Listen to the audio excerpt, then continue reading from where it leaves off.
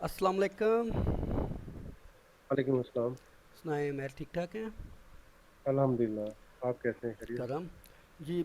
USD JPY का analyse एक short सा हम कर लेते हैं, क्योंकि इसमें काफ़ी अच्छी एंट्रीज मिल रही हैं और काफ़ी लंबे एरिया के लिए डे ट्रेडर, स्कैल्पर और पोजिशनल स्विंग ट्रेडर, तीनों बंदे, तीनों किस्म के ट्रेडर इसमें अच्छी एंट्रीज कर सकते हैं। तो इसलिए छोटी सी एक शॉर्ट सा डिस्क्रिप्शन वीडियो इसको दे देते हैं।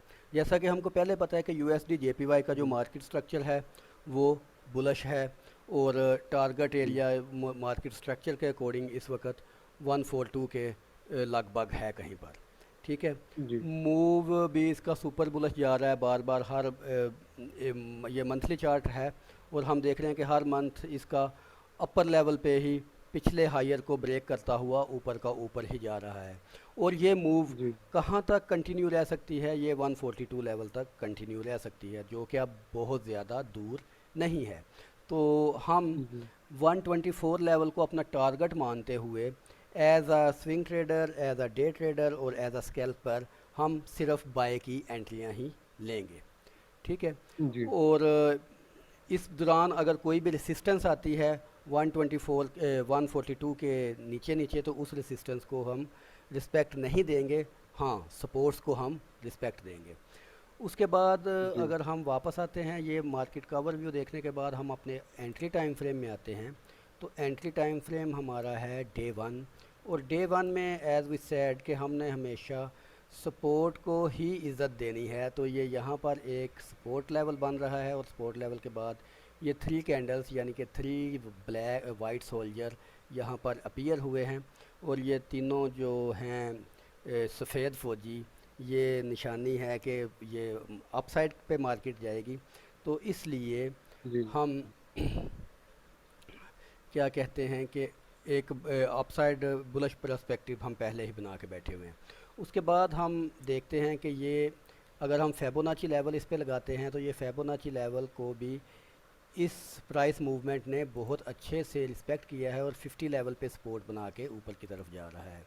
और जी कैंडल पैटर्न के अकॉर्डिंग ये थ्री वाइट सोल्जर बन रहे हैं, और चार्ट पैटर्न के अकॉर्डिंग यहाँ पर पोल एंड फ्लैग पैटर्न बन रहा है। और फ्लैग पैटर्न हम जानते हैं कि हमेशा कंटिन्यूशन का साइन होता है। जी ओके। जी उसके ओके। बाद अगर हम इसको मज़ीद इन डेप्थ देखें, तो यहाँ पर हम देख रहे हैं कि बहुत बड़ा वॉल्यूम आया था इस सेलिंग पे, और ये बहुत बड़ा वॉल्यूम इस सेलिंग को सस्टेन नहीं रख सका, कंटिन्यू नहीं रख सका, और पोजीशन अपनी प्राइस नीचे की तरफ अपने आप को सस्टेन नहीं रख सकी। और अगले ही दिन एक मोमेंटम कैंडल के साथ, एक बड़ी इंगल्फिंग कैंडल के साथ, इस सारे जो स्नैरियो था इस बड़े वॉल्यूम को, ये सारे को इंगल्फ कर गया, ख़त्म कर गया।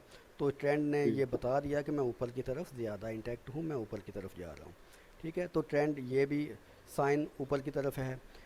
वॉल्यूम के बाद अगर हम उससे अगला साइन देखें मोमेंटम का, तो मोमेंटम हम जानते हैं कि जो मोमेंटम का ओवरव्यू आपको मिला हुआ है कि जब अबव 40 हो आरएसआई, अबव 60 हो, तो सुपर बुलिश जोन होता है वो किसी भी ट्रेड के एंट्री के लिए। जी तो हम सुपर बुलिश जोन में हैं, तो सो मोमेंटम भी हमारी फेवर में है। मोमेंटम के बाद आ जाती है वॉलेटिलिटी।